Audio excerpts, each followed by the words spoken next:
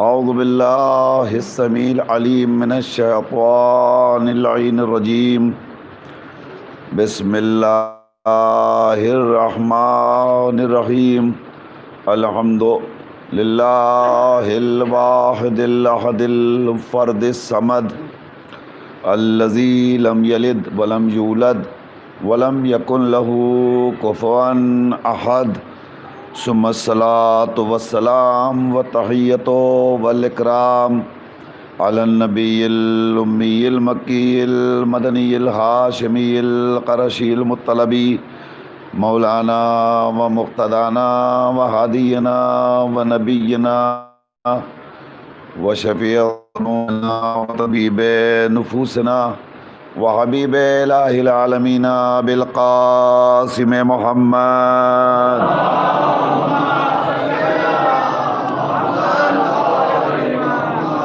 وعلی الطیبین الطاہرین المعصومین ولعنۃ اللہ علی اعدائہم وقاتلیہم وغاصبی حقوقہم ومنکری فضائلہم اجمعین من الآن الى قیام یوم الدین اما بعد فقد قال سبحانہ تبارک و تعالی وقولہ الحق بسم اللہ الرحمن الرحیم وما ننسخ من آیت او ننسها ناتے بخیر منها او مثلها صلوات پڑھ دے بر محمد وآل محمد۔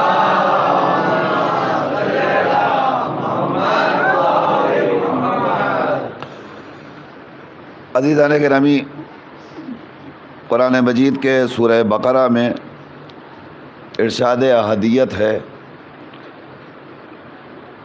کہ ہم اپنی کسی آیت کو، کسی نشانی کو اس وقت تک منسوخ نہیں کرتے جب تک بعد والی نشانی کو پہلے والی نشانی سے بہتر نہیں بنا لیتے۔ قرآن مجید میں مختلف مقامات پر مختلف آیات الہیہ کا اشارہ ہوا ہے۔ مجھے آج سلسلہ بیان کو یہاں سے شروع کرنا ہے کہ اللہ نے جو آسمانی صحیفے نازل کیے وہ 4 ہیں: توریت، زبور، انجیل، قرآن۔ توریت حضرت موسیٰ پر نازل کیا، زبور حضرت داؤد پر نازل کیا، انجیل حضرت عیسیٰ پر نازل کیا، اور قرآن قلب رسالت پر نازل کیا۔ اللہم صلی علی محمد۔ دیکھیے، جب ہم کہا کریں صلوات پڑھنے کو تو دھیرے سے پڑھا کیجئے، جب آپ کو خود پڑھنا ہو تو زور سے پڑھا کیجئے۔ اللہم صلی علی محمد۔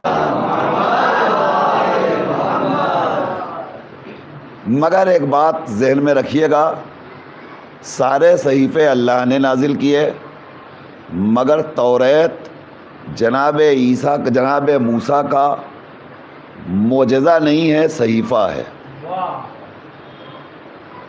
زبور جناب داؤد کا معجزہ نہیں ہے، صحیفہ ہے۔ انجیل جناب عیسیٰ کا معجزہ نہیں ہے، صحیفہ ہے۔ جناب عیسیٰ کا صحیفہ کیا ہے، معجزہ کیا ہے؟ مردوں کو زندہ کر دینا، یہ ہے معجزہ۔ توریت معجزہ نہیں ہے۔ جناب داؤد کا معجزہ لوہے کو موم بنا دینا، یہ ہے معجزہ، مگر صحیفہ ہے۔ زبور معجزہ نہیں ہے۔ جناب عیسیٰ کا معجزہ دریائے نیل پر عصا کے ذریعے راستہ بنا دینا۔ جناب موسیٰ کا معجزہ دریائے نیل پر عصا کے ذریعے راستہ بنا دینا، یہ جناب موسیٰ کا معجزہ ہے، مگر صحیفہ نہیں، صحیفہ معجزہ نہیں ہے۔ جناب موسیٰ کا معجزہ ہے، صحیفہ نہیں ہے۔ صحیفے میں اور معجزے میں فرق یہ ہے کہ معجزہ وہ ہے جو نبوت کی عظمتوں کو منوانے کے لیے بجانب خدا نازل کیا جائے. توجہ فرمائیے گا, اسے معجزہ کہتے ہیں. جناب موسیٰ, جناب عیسیٰ, جناب داؤد علیہ السلام, ان کو اللہ نے اگر صرف یہ صحیفے دیے ہوتے اور ان کے یہ صحیفے معجزے بنا کر بھیجے ہوتے تو اللہ کبھی ان معجزوں کو ختم نہ کرتا. توجہ فرمائیے بھائی, آج جناب داؤد کا نام ہے کہ نہیں؟ جناب موسیٰ اور عیسیٰ کا نام ہے کہ نہیں؟ یہ نبی ہیں, یہ رہیں گے, یہ ختم ہونے والے نہیں ہیں, یہ ہمیشہ رہیں گے. مگر ان کے جو صحیفے ہیں اگر وہ معجزے کے طور پہ نازل ہوتے تو ختم نہ ہوتے. معجزہ دیا اسے قرآن کہتے ہیں. توجہ فرمائیے گا, سرکار ختمی مآب کی نبوت پر دلالت بھی کرتا ہے اور یہ معجزہ بھی ہے. تو اللہ نے ان سارے صحیفوں کو ختم کر دیا اور اسے برقرار رکھا. کیوں؟ اس لیے کہ اللہ جانتا ہے کہ قیامت تک سرکار ختمی مآب کی حکومت رہے گی. جب نبی کی نبوت رہے گی تو ہر زمانے میں نبوت کے لیے معجزے کی ضرورت ہے. توجہ فرما رہے ہیں آپ, نبی آیا تو معجزے کی ضرورت ہے, نبی چلا گیا تو اب معجزے کی ضرورت نہیں ہے, اس لیے کہ اسے منوانا نہیں ہے اپنے آپ کو. مگر سرکار ختمی مآب کو تو قیامت تک رہنا ہے. حضور کی حیات طیبہ کو اللہ نے دائمی بنا کر بھیجا ہے, تو جب تک کائنات رہے گی ان کی حیات رہے گی. تو جب نبوت رہے گی تو پھر معجزے کی ضرورت ہے. اسی لیے پروردگار نے یہ قانون بنایا کہ ہم 4 صحیفے نازل کریں گے, مگر چاروں صحیفوں میں جو سب سے افضل ہوگا اسے قیامت تک کے لیے محفوظ کر لیں گے. متوجہ رہیے گا, آپ متوجہ رہیے گا. میں ایک جملہ کہہ دوں آپ کی بیداری کے لیے, انشاءاللہ آپ خوش ہو جائیں گے. کتنے صحیفے نازل کیے باقر بھائی؟ 4 صحیفے نازل کیے, توریت, زبور, انجیل, قرآن. قانون کیا بنا؟ بعد والا پہلے والا بعد والے سے افضل نہیں ہو سکتا. جو بعد والا ہوگا وہ پہلے والے سے افضل ہوگا. توجہ فرمائیے گا, جو بعد والا ہوگا وہ افضل ہوگا, برتر ہوگا, بہتر ہوگا, اور جو بہتر ہوگا وہی باقی رہے گا. جو برتر ہوگا وہی باقی رہے گا اور جو کمتر ہوگا وہ منسوخ ہو جائے گا. نازل کتنے صحیفے ہوئے؟ 4. قانون الہی کیا بنا؟ جو پہلے والے 3 ہیں وہ منسوخ ہو جائیں گے.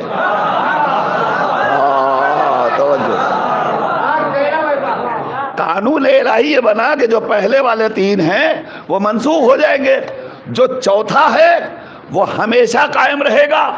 اسی لیے پروردگار عالم نے قرآن کو بے نظیر بنا کے بھیجا. اوئے ہائے ہائے, توجہ فرمائیے گا, قرآن کو بے نظیر بنا کے بھیجا تاکہ جب تک دنیا رہے کائنات پریشان رہے مگر قرآن کا جواب نہ لا سکے. ہائے ہائے, جب تک کائنات رہے, جب تک یہ دنیا رہے, کائنات پریشان رہے مگر قرآن کا جواب نہ لا سکے. قرآن مجید نے تو خود چیلنج بن کر دنیا کو آواز دے دی, لَئِنِ اجْتَمَعَتِ الْإِنسُ وَالْجِنُّ عَلَىٰ أَن يَأْتُوا بِمِثْلِ هَٰذَا الْقُرْآنِ لَا يَأْتُونَ بِمِثْلِهِ وَلَوْ كَانَ بَعْضُهُمْ لِبَعْضٍ ظَهِيرًا. سنو, اللہ نے اس قرآن کو اتنا محتم بشان بنایا ہے کہ ساری کائنات کے جری کوئی کتاب لانا چاہے تو نہیں لا سکتے. وَلَوْ كَانَ بَعْضُهُمْ لِبَعْضٍ ظَهِيرًا, چاہے ایک دوسرے کی مدد بھی حاصل کر لیں, یعنی اجتماعی طور پر, ہائے ہائے ہائے, اجتماعی طور پر بیٹھ جائیں اور قرآن کی نظیر لانا چاہیں تو نہیں لا سکتے. تو اب مجھے ایک جملہ کہنے دیجئے, یہ قرآن ہے قرآن صامت, یہ قرآن ہے قرآن صامت. تو جب دنیا قرآن صامت کا جواب نہیں لا سکتی تو قرآن ناطق کا جواب کیا لائے گی؟ صلوات پڑھنے پر محمد و آل محمد.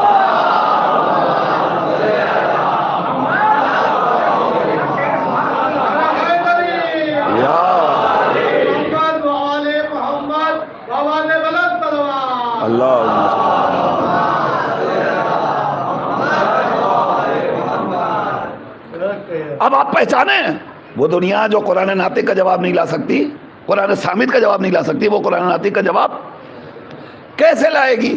یہ تو خاموش قرآن ہے نا بھائی، یہ خاموش قرآن ہے۔ قرآن مسائل بیان تو کر دے گا، لیکن ان مسائل پہ عمل کیسے کرنا ہے یہاں قرآن بھی مجبور ہے۔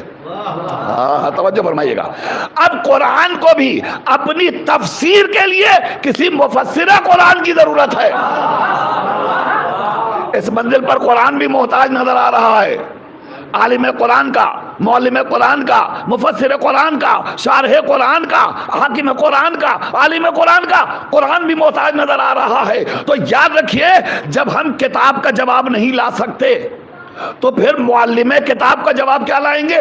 افضل کون ہوتا ہے، کتاب یا معلم؟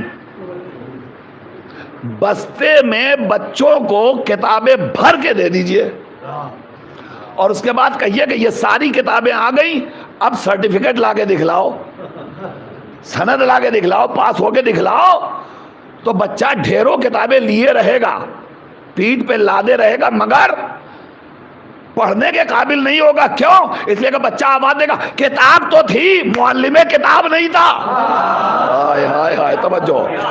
تو اللہ نے کتاب کو بھی معلم کتاب کا محتاج بنایا ہے۔ اب ہمیں تلاش یہ کرنا ہے کہ یہ معلم کتاب کون ہیں۔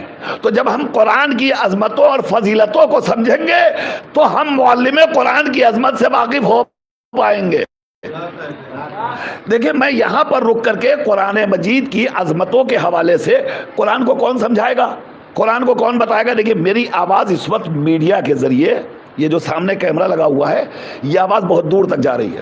خدا سلامت رکھے ہمارے برادر اہل سنت محترم جناب امن فیصل صاحب کو، یہ ان کا کیمرہ ہے اور اس کے ذریعے یہ مجلس لائیو جا رہی ہے، اور آپ حضرات بھی 786 اسٹوریز فار یو اس چینل کو سبسکرائب کیجئے، اس لیے کہ وہ خدمت کر رہے ہیں، جہاں جہاں مجالس ہو رہی ہیں، عزاداری ہو رہی ہے، وہ چاہ رہے ہیں کہ مجالس گھر گھر تک پہنچے۔ دیکھیے، ان کے جذبے کو آپ قدر کیجئے اور سلام پیش کیجئے۔ وہ چاہتے ہیں کہ ذکر حسین گھر گھر تک پہنچے، اور وہ مسلسل محرم سے لے کر اب تک یہ سلسلہ جاری رکھے ہوئے ہیں۔ خدا انہیں سلامت رکھے اور ان کی توفیقات میں اضافہ فرمائے۔ میری یہ گفتگو اس کیمرے کے ذریعے اس وقت نہ جانے کہاں کہاں جا رہی ہے۔ میں سب سے توجہ چاہتا ہوں، یہ بتائیے، صرف کتابیں اگر انسان کے پاس ہو تو وہ کتاب سے استفادہ کر سکتا ہے؟ نہیں کر سکتا جب تک معلم کتاب نہ ہو۔ اب معلم کتاب کون ہو، کیسا ہو؟ کم سے کم معلم کتاب اتنا تو علم رکھتا ہو کہ جس کتاب کے مسائل بیان کرنے ہیں اس پر دسترس ہو، اس پر عبور رکھتا ہو، وہ خود کتاب سے واقف ہو، وہ خود کتاب کا علم رکھتا ہو۔ جب خود رکھے گا تبھی تو دوسروں کو بتا پائے گا کہ اس کتاب کے اندر کیا موجود ہے، کیا لکھا ہوا ہے۔ جب تک خود معلم کتاب کتاب کی عظمتوں سے واقف نہ ہوگا، وہ دنیا کو کیا تعلیم دے گا؟ تو اب کتاب ہے قرآن جیسی، جس کے لیے خود چیلنج کیا جا رہا ہے، اور اس سے بڑا چیلنج، توجہ، اس سے بڑا چیلنج، لا رتب ولا یابس الا فی کتاب مبین۔ کائنات کا کوئی علم ایسا نہیں ہے جو اس کتاب مبین کے اندر نہ ہو۔ کتاب نے چیلنج کر دیا کہ دنیا کا ہر علم ہمارے اندر موجود ہے، پورا مجمع میری طرف رہے گا۔ قرآن نے چیلنج کر دیا کہ کائنات کا ہر علم ہمارے اندر موجود ہے۔ جس کو خشکی کے بارے میں جاننا ہو ہم سے پوچھے، انسان کے بارے میں جاننا ہو، قرآن نے بہت بڑا چیلنج کر دیا کہ جس کو جو کچھ بھی پوچھنا ہے، توجہ خدا کی،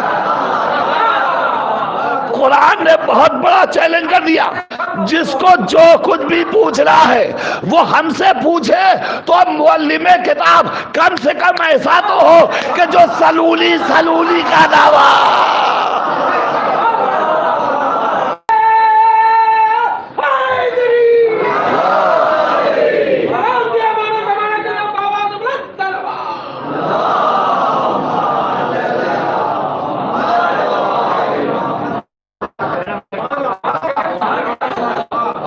کتاب کا دعویٰ ہے جس کو جو کچھ پوچھنا ہو ہم سے پوچھے، ہم سب بتا دیں گے۔ تو جب کتاب سارے علم رکھتی ہے تو اب بتانے والا کون ہوگا؟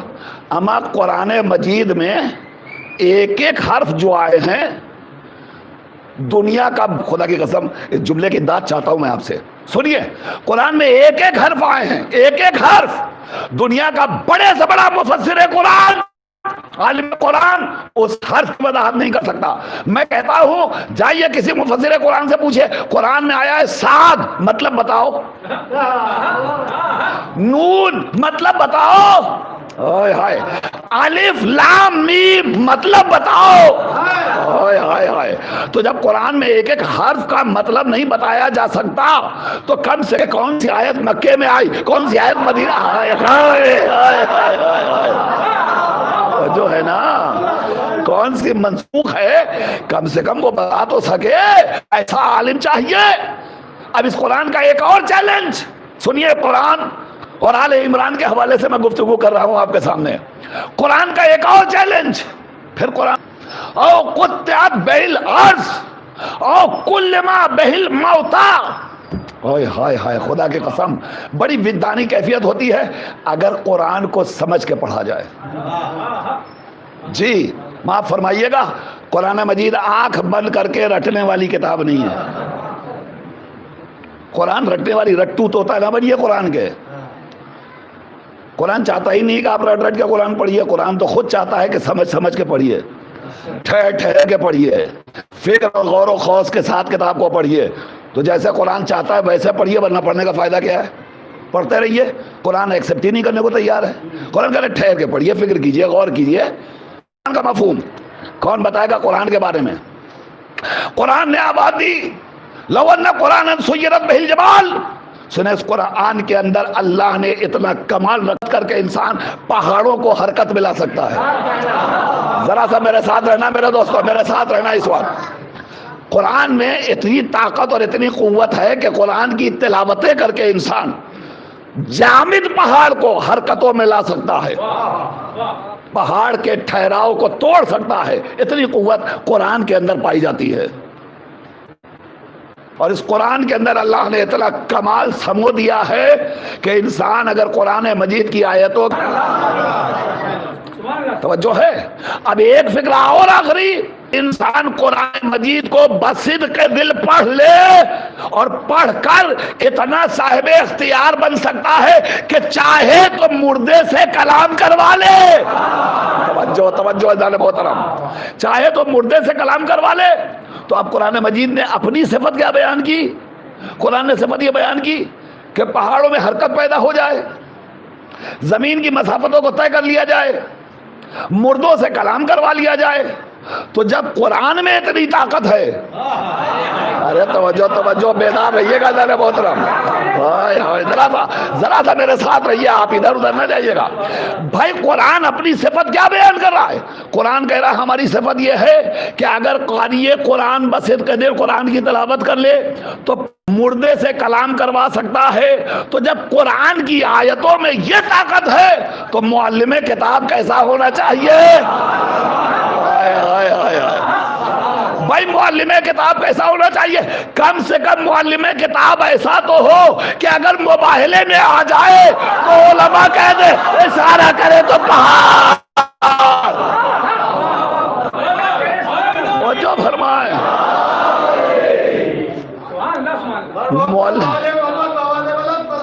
اللہم صلی اللہ محمد وعلی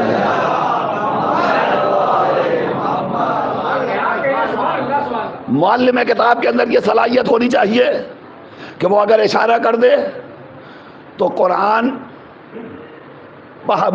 جامد پہاڑ اپنی جگہ سے حرکت کریں۔ علماء بنی نصران نے کیا کہا تھا؟ ہم ایسے چہرے دیکھ رہے ہیں کہ اگر یہ اشارہ کر دے نہیں۔ اور وضاحت کون بتائے گا کہ اس قرآن کے اندر کیا ہے؟ کوئی اور نہیں بتائے گا، وہی بتائے گا جو عالم قرآن ہے۔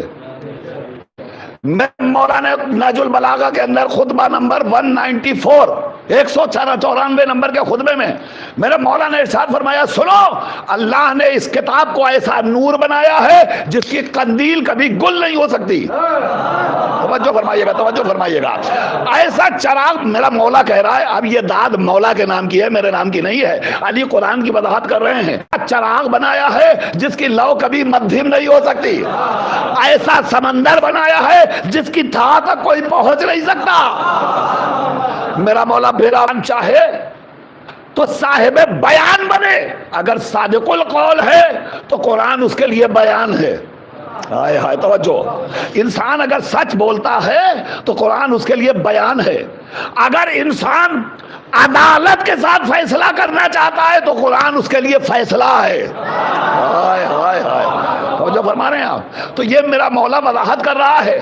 اما جاؤ, میں چیلنج کر رہا ہوں, ڈھونڈ کے لاؤ پوری کائنات میں رسول کے بعد کوئی ایک ذات جو قرآنی علوم سے بہرہ مند ہو. نہیں, آپ جملے کی قدر کیجئے, خدا کی قسم. کوئی شخصیت لائیے جو تمام علوم قرآنی جس کے اندر سمٹے ہوئے ہوں اور وہ دعویٰ کرے کہ ہاں ہم قرآن پر عبور رکھتے ہیں. کوئی نہیں ملے گا. کیوں؟ اس لیے کہ قرآن کسی اور کو آتا ہی نہیں تھا.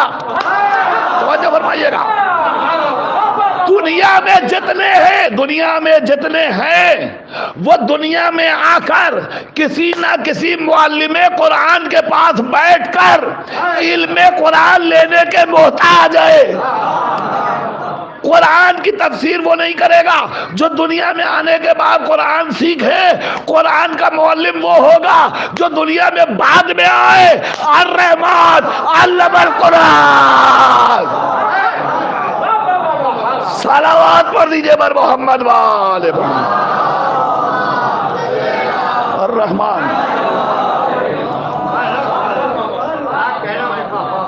قرآن وہی سکھائے گا کہ انجیل پڑھو اور اس کے بعد نبی کریم وضاحت بھی کریں. یا علی, تم نے قرآن بالکل ویسے پڑھا جیسے میں پڑھا کر. یہ ہیں عالم قرآن, ان کے پاس جائیے, ادھر ادھر نہ رہیے, ورنہ قرآن کی تعلیمات نہیں مل سکتی. اور پھر یاد رکھیے, اگر ہمارا ایک لمحے کے لیے قرآن, عجیب مزاج ہے پروردگار کا. پروردگار بھی یہی چاہتا ہے کہ دنیا اگر وحدانیت کے مقابلے میں کسی کو لائے گی تو دائرہ اسلام سے خارج بڑھے گی. ارے بھائی قانون تو یہی ہے نا. توجہ. قانون تو یہی ہے نا. قانون کیا بنا؟ خدا کہلوا رہا ہے اپنی وحدانیت کے اقرار کے لیے کہو لا الہ. کہلوانا کیا تھا اس کو؟ پوری توجہ. میں کوشش کرتا ہوں کہ فکری بات آپ کے اذہان تک پہنچائی جائے. کہلوانا کیا تھا؟ کہو ہم اللہ ہیں. یہی تو کہلوانا تھا.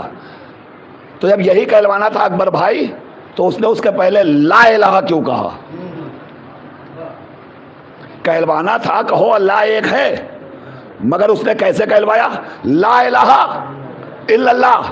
پہلے کہو کوئی خدا نہیں ہے, تب کہو خدا ایک ہے.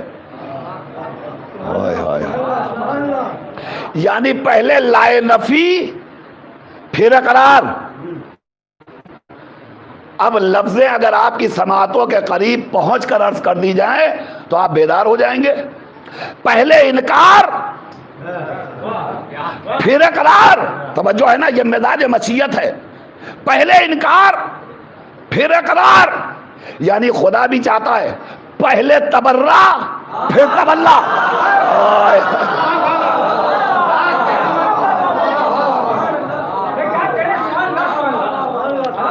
خدا یہ چاہتا ہے, مزاج مشیت کو آپ پہچانے.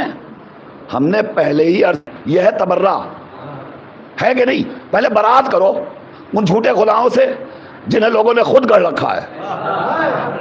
یہ پتھر خدا, کچھ نہیں, یہ حلوے خدا جنہیں ہم مزہ آ جائے گا. اگر انہیں بھی مان لیا جائے تو حرج کیا ہے؟ آپ ایک بات بتائیے, خدا اسے گوارا کرے گا؟ خدا نے مزاج کیا بنایا؟ خبردار, ہمارے یہاں یہ بھی اور یہ بھی یہی یا یہ نبی کو اللہ نے نبی بنا کر بھیجا تو اعلان رشتہ دار. ہائے ہائے ہائے توجہ.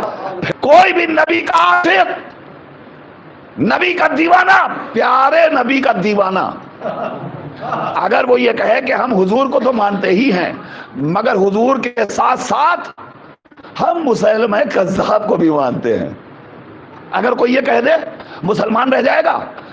جھوٹے مدعیان نبوت جو ہیں اگر ان کو بھی ایکسیپٹ کر لے، بھائی ہم ان کو بھی مانتے ہیں، انہیں تو مانتے ہی ہیں، ان کے اوپر زور ہے بالکل، ہاں انہیں تو مانتے ہی ہیں، انہیں بھی مانتے ہیں، کیا پریشانی ہے؟ آپ بتائیے نبی اس کو اپنا امتی قرار دیں گے؟ نہیں دیں گے۔ تو مزاج مشیت کیا ہے؟ پہلے تبرہ پھر تولا۔ مزاج نبوت کیا ہے؟ یہ سب ایک ہی سانچے میں ڈھلے ہوئے ہیں۔ تو اب ہم اور اگلی منزل میں پہنچے۔ قانون کیا بنا کہ جہاں پہلے تبرہ ہوگا اور اگر انسان اس کے مقابلے میں کسی کو لے کے آئے تو اب جسے مان رہا ہے وہ اسے اپنانے کو تیار نہیں، دائرہ اسلام میں نہیں رہ سکتا۔ خدا کو مان لیا تو صرف خدا کو ماننا پڑے گا۔ اب جو خدا کے مقابلے میں آئے اسے نہیں مانا جا سکتا۔ توجہ، اسے نہیں مانا جا سکتا۔ اب نبی نے جسے منوا دیا، توجہ، اب نبی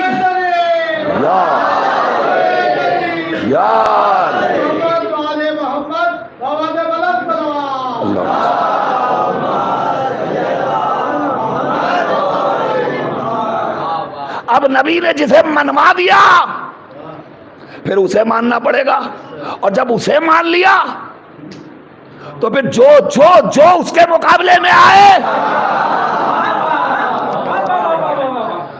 اسے نہیں مانا جا سکتا۔ دائرہ اسلام سے خارج ہو جاؤ گے بھیا۔ تو پھر معلم قرآن کون ہوگا؟ وہی ہوگا جس کے پاس قرآن کے سارے علوم ہوں گے اور اسے ماننا پڑے گا۔ میں ایک بات اور عرض کر دوں، یہاں رک کر خوش ہو لیے آپ، مگر ذرا سا ایک فکری بات آپ کے حوالے اور کرنا چاہتا ہوں۔ دیکھیں میں جس منزل تک آپ کو لایا تھا اس منزل کو، اس کی عظمت کو چاہنے والے بیٹھے ہوئے ہیں۔ کون مسلمان ہے جو علی کو نہیں چاہتا؟ ہے کوئی؟ یہ الگ بات ہے۔ بہت بڑا مسئلہ اب ہمارے درمیان ہو گیا ہے، بہت بڑا مسئلہ۔ دنیا میں اب کہیں کوئی مسلمان ہے ہی نہیں۔ سنیے بڑے غور کے ساتھ، سب سے بڑا مسئلہ ہے اکبر بھائی، پریشان ہونے کی بات ہے۔ دنیا میں اب کہیں کوئی مسلمان رہا ہی نہیں، ہر طرف اختلافات ہیں، ہر طرف جھگڑے ہیں، کوئی مسلمان ہے کہ زندگی میں کسی مسلمان لڑکے کی شادی ہو ہی نہیں سکتی۔ پریشان ہو گئے آپ، اور جوان خاص طور سے پریشان۔ اتحاد کی بات کیجیے، اتحاد کی، یہ ہے اتحاد کی بات کیجیے۔ اور میں اس وقت اتحاد بین المومنین نہیں، بین المسلمین کی بات کر رہا ہوں۔ یعنی ہمارے لیے حکم ہے کہ لقد کان لکم فی رسول اللہ اسوۃ، جیسے کریں وَإِنَّ لَكُمْ فِي رَسُولِ اللَّهِ أُسْوَةٌ حَسَنَةٌ، تمہارے لیے نبی کی سیرت پر عمل کرنا چاہیے۔ یعنی گھر کے اندر کی بھی زندگی چاہیے۔ گھر کے نبی کی سیرت ملے تو انہوں نے گھر کے باہر کی سیرت دے دی، گھر کے اندر کی نہیں ملی۔ ازواج سے مانگا تو گھر کے اندر کی ملی، باہر کی نہیں ملی۔ اب کوئی ذات ایسی تلاش کرو جو گھر کے اندر بھی نبی کے ساتھ ہو۔ ایسا مفتی کرام نے آپ کو بتایا کیسا وضو کیا جائے گا؟ ہر مسلمان آواز دے گا، نہ وضو کہاں سے ملے گا؟ کہاں قرآن سے ملے گا۔ پوری توجہ چاہتا ہوں، کہاں سے ملے گا؟ کہاں قرآن سے ملے گا۔ ہم نے کہا ٹھیک ہے آئیے قرآن میں تلاش کرتے ہیں وضو کا طریقہ کیا ہے۔ قرآن میں ہم نے جب تلاش کیا تو قرآن مجید نے آواز دی، اے صاحبان ایمان، جب وضو کا ارادہ کرو، سنیے توجہ، جب نماز کا ارادہ کرو، پورا مجمع میری طرف دیکھتا رہے، قرآن کی آیت پڑھوں گا، ترجمہ کروں گا، نتیجہ دوں گا، اور کیمرے کے اندر جتنے افراد بیٹھے ہوئے ہیں سب میری طرف دیکھتے رہیں، اور اگر صحیح ہو تو خدا کے لیے سنت پیغمبر کو اختیار کر لیجئے۔ پوری چیلنج کے ساتھ میں گفتگو کر رہا ہوں۔ بھائی نبی والی نماز چاہیے، نبی والا وضو چاہیے، تو نبی والا وضو کہاں ملے گا؟ قرآن میں ملے گا نا۔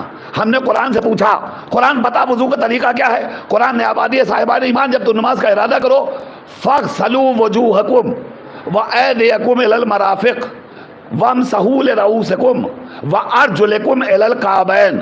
پورا مجمع میری طرف رہے متوجہ، پورا مجمع. قرآن سے میں وضو کا قانون بتانے جا رہا ہوں. کیا لکھا ہے؟ قرآن کہہ رہا ہے اے صاحبان ایمان جب نماز کا ارادہ کرو تو سنو، فَغْسَلُوا وُجُوهَكُمْ فَغْسَلُوا وُجُوهَكُمْ وَأَيْدِيَكُمْ إِلَى الْمَرَافِقِ. دو ہی لفظ آئی ہیں. فَغْسَلُوا وُجُوهَكُمْ یعنی اپنے چہرے کو دھلو. فَغْسَلُوا غسل کرنا یعنی دھلنا، وجوہکم اپنے چہرے کو، وَأَيْدِيَكُمْ إِلَى الْمَرَافِقِ توجہ، اور اپنے دونوں ہاتھوں کو دھلو. وَامْسَحُوا لِرُؤُوسِكُمْ اور اپنے سر کا مسح، وَامْسَحُوا سر کا مسح کرو.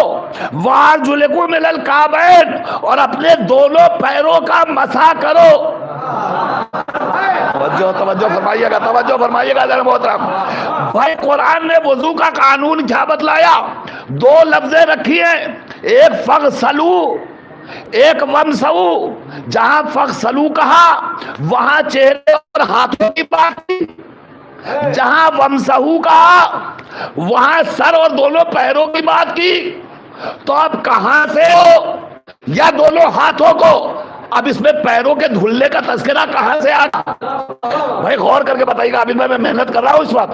فَغْسَلُوا وُجُوهَكُمْ اپنے چہرے کو دھلو، وَأَيْدِيَكُمْ إِلَى الْمَرَافِقِ اور دونوں کو چہرے کو دھلو. اور جب مسح کی منزل آئی تو کہا ہٹو. کہیں کہا کس لفظ کا مطلب نکال لیا؟ یعقوب کہا ہے، پیروں کی بات نہیں کی ہے. سوال یہ ہے کہ ہم کو چاہیے قرآنی وضو جو پیغمبر بتا کے گئے ہیں. پیغمبر کا وضو کیا ہے؟ چہرے کو دھلو، ہاتھوں کو دھلو، سر کا مسح کرو، پیروں کا مسح کرو. اب یہی وضو ہے صحیح، ہر وضو ہے غلط. یا وضو غلط ہے یا پھر قرآن کی آیت غلط ہے. فیصلہ آپ کر لیجئے کیا غلط ہے. بھائی قرآن کی آیت کو غلط کہا جا سکتا ہے؟ نہیں. ترجمہ بالکل صاف صاف ہے. فَغْسَلُوا وَامْسَحُوا غسل کرو یعنی دھلو، وَامْسَحُوا مسح کرو. تو جب دو چیزیں مسح کے لیے آئیں، دو چیزیں دھلنے کے لیے آئیں، تو اب اس سے ہٹ کے کوئی بھی عمل کیا جائے وہ جائز ہے، درست ہے. وضو صحیح ہوگا، وضو صحیح نہیں ہوگا تو نماز صحیح ہوگی. نماز صحیح ہوگی تو غلط وضو کے ساتھ اب تک جو نمازیں پڑھی جا رہی ہیں، توجہ فرما رہے ہیں آپ بھائی. فیصلہ خود ہمیں آج کرنا چاہیے اس مجلس کے ذیل میں. تمام مفسرین کے سامنے قرآن مجید کی آیت کو لے جائیے اور لے جانے کے بعد خود فیصلہ کروائیے کہ بتائیے صاحب قرآنی وضو تو یہ ہے اور ہم کو طریقہ دوسرا بتایا گیا ہے، ہم کیسے وضو کریں؟ جب وضو صحیح نہیں ہے تو نماز کیسے صحیح ہو سکتی ہے؟ تو اب آج کے بعد فیصلہ کرنا چاہیے آپ سب کو. ممکن ہے یہاں جتنے ہمارے بچے بیٹھے ہوئے ہیں یہ اپنی جگہ پریشان ہو رہے ہوں گے کہ بڑے چیلنج کے ساتھ ممبر پہ بیٹھ کر اعلان کر رہے ہیں کہ ہمارا وضو تو قرآنی وضو ہے، اور قرآنی وضو میں وضاحت کر رہے ہیں کہ چہرے کو دھلو، ہاتھوں کو دھلو، سر و پیر کا مسح کرو. اور اس کے بعد جب ہم وضو کرنے کھڑے ہوتے ہیں تو ہمیں طریقہ بتایا جاتا ہے، پہلے دونوں ہاتھوں کو دھلو، پھر کلی کرو، پھر ناک میں پانی ڈالو، اس کے بعد چہرہ دھلو، اس کے بعد ہاتھ دھلو، اس کے بعد سر و پیر کا مسح کرو. تو یہ بھی کہاں قرآنی وضو ہوا؟ توجہ فرمائیے، توجہ فرمائیے بھائی. یہ بھی کہاں قرآنی وضو ہوا؟ آپ پریشان ہیں کہ نہیں؟ آپ پریشان ہیں کہ نہیں؟ ہم کسی کو بولنے کے پہلے اپنی طرف نگاہ کریں، اپنے گھر بار میں جھکیں. مگر ہم چیلنج کر رہے ہیں اس ممبر سے کہ ہمارا وضو بالکل قرآنی ہے. قرآن سے ہٹ کے ہم کسی چیز پہ عمل نہیں کرتے اور ہمارا وضو بالکل 100% قرآنی ہے ہمارا وضو. آپ بالکل پریشان نہ ہوئیے گا، قطعاً پریشان نہ ہوئیے گا. ہمارا وضو قرآنی وضو ہے. قرآنی وضو کیا ہے؟ فَغْسَلُوا وُجُوهَكُمْ. آ جائیے بھائی، تھوڑا سا آگے آ جائیے. ہاں جلدی سے آ جائیے آپ حضرات، تھوڑا سمٹ کے آ جائیے. ہاں جلدی سے، تھوڑا سا اور قریب آ جائیے.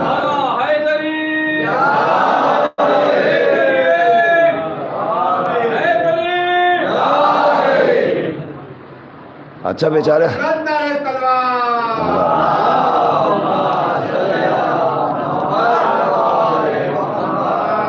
یہ نعرہ حیدری کی خاموشی بتا رہی ہے، مجلس لمبی ہو رہی ہے شاید.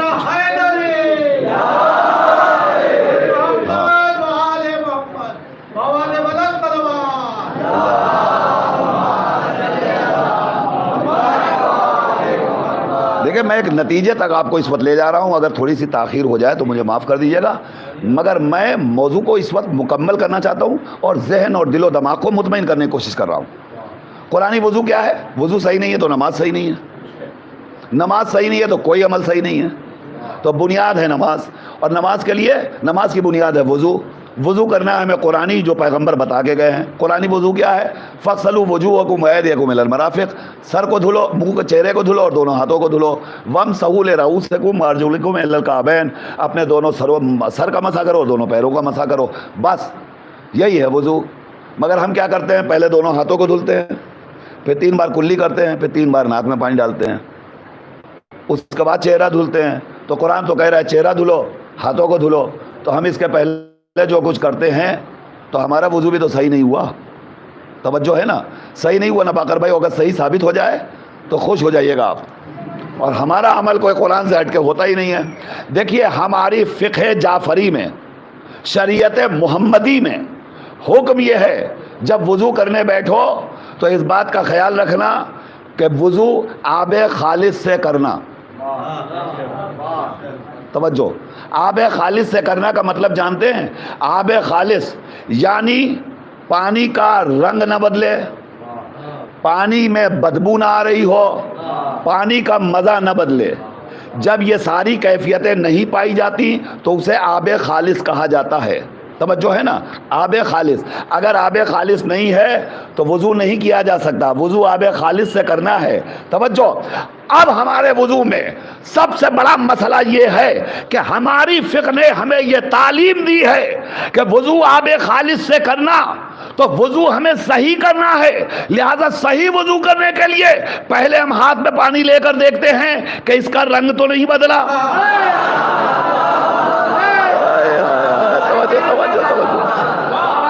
ہاتھ میں لے کے دیکھتے ہیں رنگ تو نہیں بدلا، منہ میں ڈال کے دیکھتے ہیں ذائقہ تو نہیں بدلا، ناک میں ڈال کے دیکھتے ہیں بدبو تو نہیں آ رہی ہے۔ جب یقین ہو جاتا ہے تب ہم کہتے ہیں وضو میں کرتا ہوں۔ صلوات پڑھ دیجئے بر محمد وا۔ توجہ ہے؟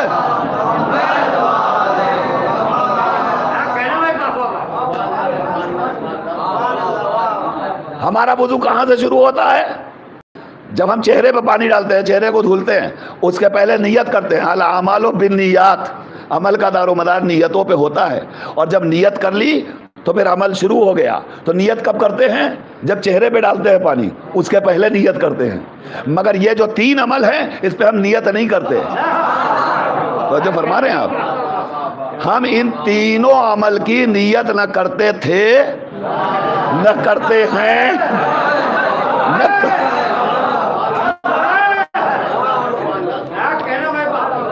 کبھی نہیں کریں گے انشاءاللہ، کبھی نہیں کریں گے جب تک زندہ رہیں گے، اس لیے کہ ہمیں سنت پیغمبر پہ عمل کرنا ہے۔ تو پیغمبر کی سنت کیا بنی؟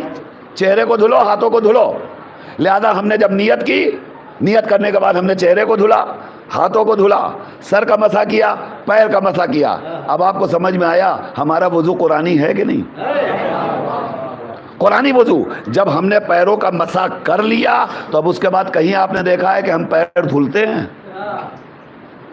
پیر دھلنے کی منزل نہیں آتی، پیر کا تو مسح کیا جاتا ہے، پیر دھلا نہیں جاتا۔ تو اب قرآن مجید کی آیت چیخ چیخ کے کہہ رہی ہے وضو صحیح کرو تاکہ نماز صحیح ہو۔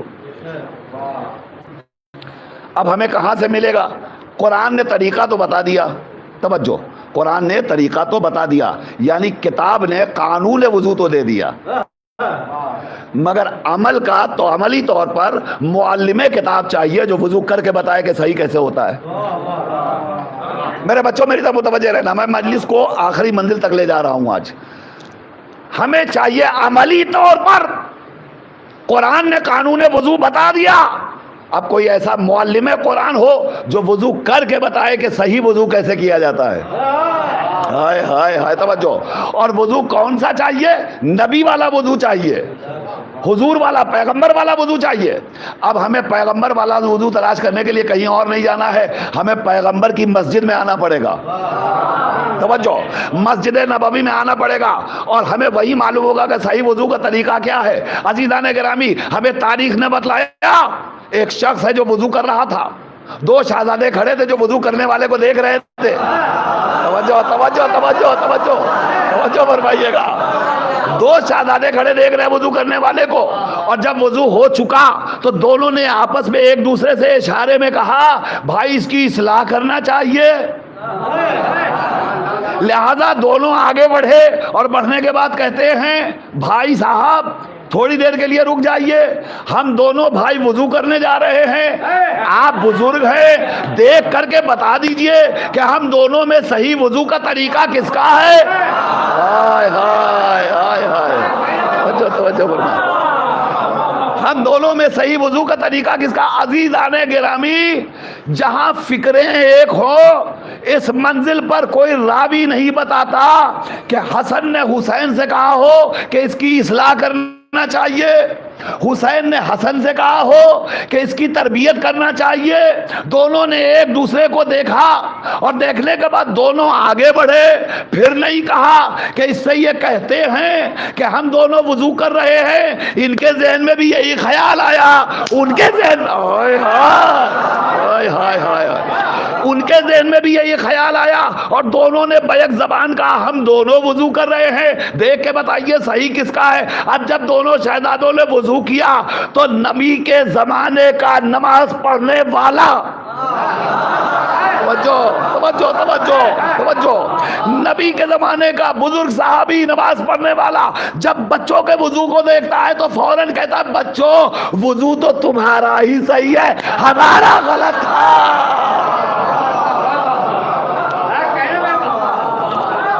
ہمارا وضو غلط تھا. اب پھر میڈیا کا سہارا لینے جا رہا ہوں, وضو تو ہمارا ہی غلط تھا. یہ کون کہہ رہا ہے؟ بوڑھا صحابی نمازی مسجد میں وضو کر رہا ہے اور فوراً کہہ رہا ہے بچوں وضو تو تمہارا ہی صحیح ہے, ہمارا غلط ہے. اس کا مطلب یہ ہوا کہ اگر بڑھاپے میں بھی ہوش آ جائے, بڑھاپے میں بھی ہوش آ جائے تو امامت کا عرفان حاصل کر لینا چاہیے. توجہ ہے نا, صحابیت کی تعلیم ہمیں یہی توقع دے رہی ہے, یہی سکھا رہی ہے, یہی بتا رہی ہے. چنانچہ وضو ہو گیا, بچوں نے وضو کر لیا, دونوں کا وضو صحیح ہے. تو اب ایک بات تو مل گئی کہ اگر پیغمبر کے زمانے کا وضو چاہیے تو پیغمبر کے گھر والے دیں گے, باہر والے نہیں دیں گے. اور فرمایا آپ نے, اب جلدی سے بات کو سمیٹ دوں, وضو ہو گیا, اب ہمیں نماز پڑھنی ہے. اب نماز کس کی پڑھیں, کون سی پڑھیں, کس زمانے کی پڑھیں؟ عزیزو نماز پڑھنی ہے تو نماز بھی ہمیں پیغمبر کے زمانے کی پڑھنی ہے, یعنی ویسی نماز جیسی نماز پیغمبر پڑھا کرتے تھے ویسی نماز ہمیں پڑھنا ہے. اس سے ہٹ کر نماز پڑھی جائے گی تو نماز صحیح نہیں ہوگی. صحیح نماز کون سی ہوگی؟ جو پیغمبر نے پڑھی تھی, پیغمبر کی نماز یا پیغمبر کے جیسی نماز. اب یہ فیصلہ بھی کہیں اور نہیں ہوگا, صحابیت کا مجمع ہوگا, مسجد نبوی ہوگی, نبی کے بعد کا زمانہ ہوگا, پڑھانے والے نماز پڑھائیں گے. ذرا بیدار رہیے, ذرا بیدار رہیے دیدو, میں موضوع ختم کر رہا ہوں. پڑھانے والے نماز پڑھائیں گے, ایک پڑھائے گا چلا جائے گا, دوسرا آئے گا, دوسرا پڑھائے گا چلا جائے گا, تیسرا آئے گا, تیسرا پڑھائے گا چلا جائے گا, چوتھا آئے گا. ہائے ہائے, توجہ توجہ, یہ پڑھا کے چلے جائیں گے, وہ پڑھا کے چلے جائیں گے, وہ پڑھا کے چلے جائیں گے. اب پوری تاریخ اسلام میں جھانک کر دیکھیے, کسی زمانے میں پڑھنے والے وہی ہیں, مسجد وہی ہے, نماز وہی ہے, ہائے ہائے ہائے, پڑھانے والے فقط بدل رہے ہیں, پڑھنے والی صفحے وہی ہے جو نبی کے زمانے میں پڑھ چکے ہیں, نماز وہی پڑھ رہے ہیں, پڑھانے والے بدل رہے ہیں. مگر جب 3 پڑھانے والے گزر گئے, آج جو چوتھا پڑھانے والا آیا تو انہی پڑھنے والوں نے آواز دی, آج ویسی نماز پڑھی جیسی نبی کے پیچھے.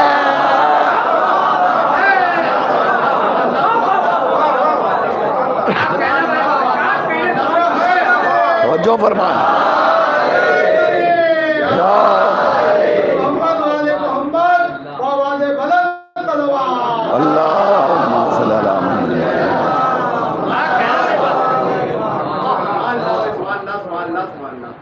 عزیزان گرامی بالکل کلیئر ہے مسئلہ.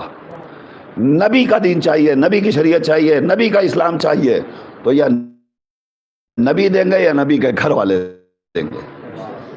لہذا نبی کے گھر والوں سے انسان کو وابستہ ہونا پڑے گا. کل کی بات جہاں چھوڑی تھی وہی جملہ پھر دہرا دوں. علی کو سمجھو گے تو نبی سمجھ میں آئے گا, نبی کو سمجھو گے تو خدا سمجھ میں آئے گا. اسی لیے ہم در اہل بیت سے وابستہ ہیں اور منسلک ہیں. عزیزان گرامی, بس مال مجلس کی طرف آ گیا. آپ کا بہت شکریہ, آپ نے سماعت کیا, خوب آپ خوش ہوئے, داد و تحسین سے آپ نے نوازا, ہم آپ کے شکر گزار ہیں. مگر اب اس کے بعد کی جو منزل ہے اس کا میں شکریہ نہیں ادا کروں گا, اس لیے کہ اس کا شکریہ وہ دکھیاری ماں ادا کرے گی جو یقیناً آپ کو احساس بھی نہیں ہوگا, مگر آپ کے پہلو میں آ کے بیٹھ گئی ہوگی, آپ کے پاس آ گئی ہوگی اپنے رومال کو لے کر کے. لاؤ میرے لال کے رونے والوں, اپنے آنسوؤں کو میرے رومال میں دے دو. بڑی غمزدہ ہے شہزادی, بڑی دکھی ہوئی شہزادی. رونے والوں, یہ ایام اسیری کے ایام چل رہے ہیں. دیکھیں, کربلا تک کے سارے امتحانات حسین کے نام تھے. رونے والوں, شہزادی کے عزاداروں, شہزادی کے چاہنے والوں, ایک جملہ دینے جا رہا ہوں. کربلا تک کے سارے امتحانات حسین کے نام تھے, مگر حسین نے جتنے امتحانات دیے ان تمام امتحانات میں حسین کی بہن زینب حسین کے ساتھ شریک رہی. حسین نے اکیلے امتحان نہیں دیا, مگر کربلا کے بعد کے جتنے امتحانات ہیں سب زینب کے نام ہیں. اور زینب اس وقت یہ ہے جب زینب کا ماجایا نہیں موجود ہے. زینب کا بھیا حسین سلامت نہیں ہے, اب زینب کے امتحانات شروع ہیں. ارباب اعضا, ہاں ایک قیدی ہے جو اسیر ہے, ہتھ کڑیوں میں جکڑا ہوا ہے, بیڑیوں میں گرفتار ہے.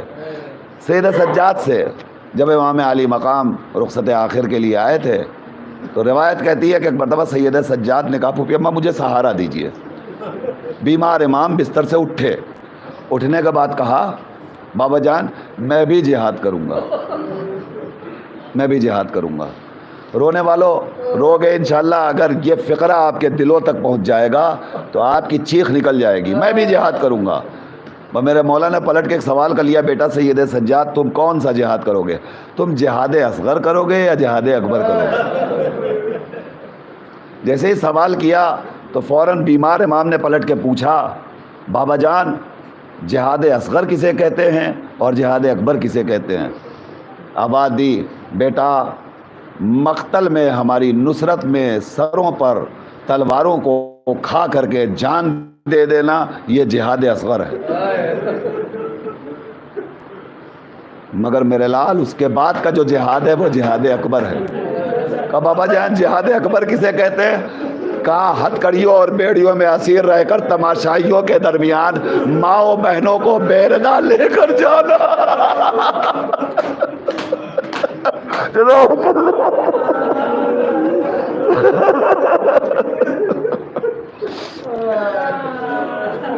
یہ ہے جہاد اکبر, اور بیٹا یہ جہاد تمہیں کرنا ہے.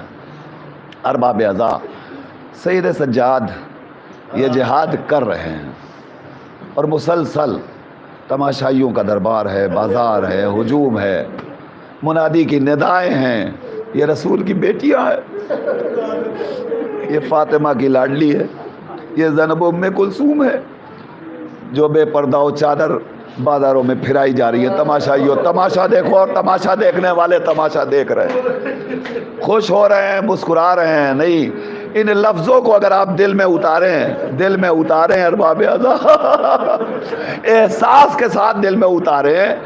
ایک عام انسان بھی اگر سامنے موجود ہو اور اس کی بہن بیردہ چلی جائے,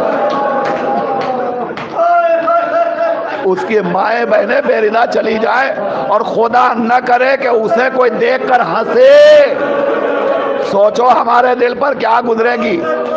اب احساس کرو سید سجاد کے امتحان کا, کتنا غیرت دار ہے میرا امام. تماشائیوں کا ہجوم ہے اور سید سجاد رسیوں میں جکڑا ہوا ہے. اور منادی ندا دے رہا ہے، یہ سید سجاد کی پھوپھیاں ہیں، بہنیں ہیں جو بے کجاوا اونٹوں پر پھرائی جا رہی ہیں۔ جزاکم اللہ خیر الجزا۔ ایک منزل آتی ہے جہاں دربار ابن زیاد ہے۔ ایک منظر میں آپ کے سامنے عرض کروں، بیبیاں ہیں، اسیر ہیں، سید سجاد کے ہاتھوں میں ہتھکڑیاں ہیں۔ منظر، روایت کا منظر بھی آپ محسوس کیا کیجئے۔ سید سجاد کے ہاتھوں میں ہتھکڑیاں ہیں، کمر میں لنگر ہے، گلے میں خاردار توق، اتنا وزنی ہے کہ سر سید سجاد کا اٹھایا نہیں جاتا، اتنا وزنی ہے۔ اور میرا مولا اس عالم میں موجود ہے، اور جہاں سید سجاد کے ہاتھ سامنے سے بندھے ہیں وہیں سیدانیوں کے ہاتھ پسے گردن سے بندھے ہوئے ہیں۔ یہ پورا مجمع ہے۔ تھوڑی دیر کے لیے آپ اپنے ہاتھوں کو پیچھے کیجئے، تھوڑی دیر کے لیے، کچھ دیر تک آپ کریں گے تو آپ کے دونوں بازو اتنے دکھیں گے کہ آپ جلدی سے ہٹا لیں گے۔ ذرا سیدانیوں سے پوچھو کتنی دیر تک پسے گردن سے ہاتھ بندھے رہے۔ جزاک اللہ، جزاک اللہ، جزاک اللہ، جزاکم اللہ۔ خدا کسی غم میں آپ کو نہ رلائے۔ راوی کہتا ہے کہ ایک مرتبہ ابن زیاد نے شمر کو بلایا، اور بلانے کے بعد پوچھا یہ جو خواتین بیٹھی ہوئی ہیں اس میں کون کون ہے؟ کہا اس میں کوئی رباب ہے، کوئی کلثوم ہے، کوئی زوجہ عباس ہے، کوئی زوجہ جناب مسلم ابن عقیل ہے۔ شمر بتاتا جاتا ہے تو ایک مرتبہ ابن زیاد کہتا ہے وہ جو درمیان میں تمام خواتین کے بیچ میں بیٹھی ہوئی ہے، خدا لعنت کرے، خدا لعنت کرے، وہ جو بیچ میں بیٹھی، آپ سمجھے زینب کو غیرت اتنا ستا رہی تھی دربار ابن زیاد میں کہ زینب سے بیٹھا بھی نہیں جا رہا تھا۔ بیبیوں کے حلقے میں شہزادی بیٹھی ہوئی ہے، ایک مرتبہ آواز دیتی ہے وہ کون ہے؟ کہا یہ حسین کی شریک بہن زینب ہے، شریکت الحسین بہن زینب ہے۔ کہا اچھا یہی حسین کی بہن زینب ہے؟ میں ایک مرتبہ کہتا زینب کو بلاؤ، زینب کو بلاؤ، میں زینب کا امتحان لینا چاہتا ہوں، میں زینب سے کچھ باتیں کرنا چاہتا ہوں۔ کیا گزر گئی ہوگی شہزادی کے دل پر، کیا گزر گئی ہوگی؟ رونے والوں ذرا سوچئے اور احساس کیجئے، بطول کی بیٹی زینب کے دل پر اس وقت کیا گزری ہوگی جب بھرے دربار میں تماشائیوں کے ہجوم میں ابن زیاد تخت پہ بیٹھا ہوا کہہ رہا ہے زینب کو بلاؤ مجھے کچھ بات کرنی ہے۔ جیسے ہی بلانا چاہا تو اب راوی کہتا ہے کہ زینب کے آگے ایک خاتون کھڑی ہو گئی۔ یہ خاتون کون ہے؟ اماں کی کنیز فضہ کھڑی ہو گئی۔ میں ایک مرتبہ ابن زیاد کہتا ہے فضہ ہٹو ہٹو، ہمیں زینب سے بات کرنا ہے۔ تو فضہ کہتی ہے او ابن زیاد میری موجودگی میں میری شہزادی سے تو براہ راست کلام کرے گا؟ تو اس قابل نہیں ہے، تیری نجس زبان میری شہزادی سے بات کرے۔ جیسے ہی سننا تھا ایک مرتبہ ابن زیاد نے کہا فضہ ہٹ جا ورنہ یہ لہراتا ہوا تازیانہ تیرے پشت پہ لگایا جائے گا۔ اتنا سننا تھا کہ اب روایت نے منظر پلٹ دیا، اب روایت کا منظر عجیب ہو گیا۔